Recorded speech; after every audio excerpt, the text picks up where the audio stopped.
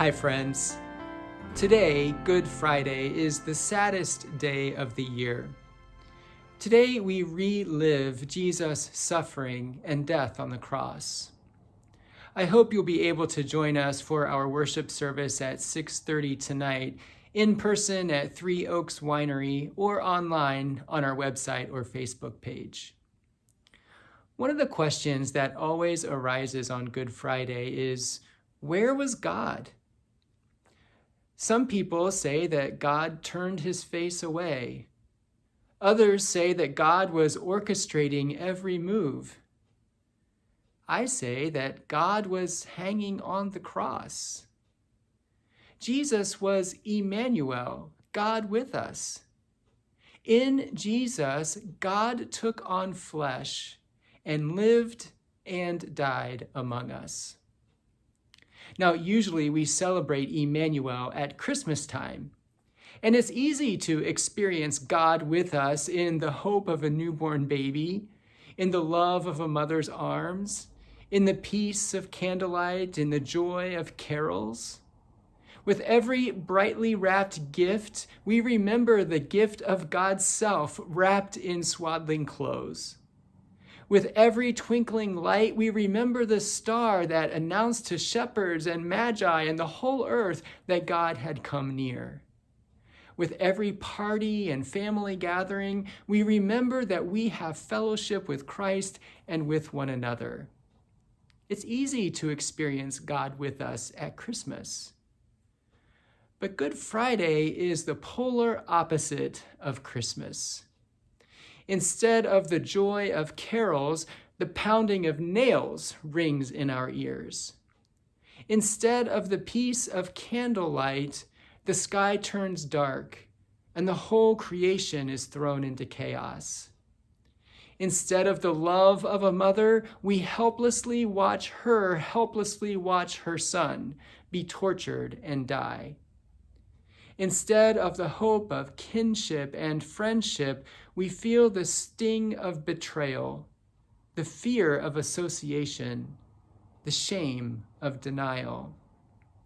This day is dark, lonely, and sorrowful. Where is God in the midst of our pain? God is with us in the midst of our pain. Suffering is universal. It's part of the human condition. From the beginning of time to the end, every person at some point in some way suffers.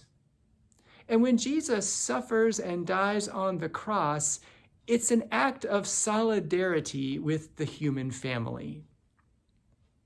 Julian of Norwich, a Christian mystic in England during the late 14th and early 15th centuries, wrote about her visions of Christ's passion and death, focusing on Jesus' pain and suffering and how Mary and the other disciples suffered with him.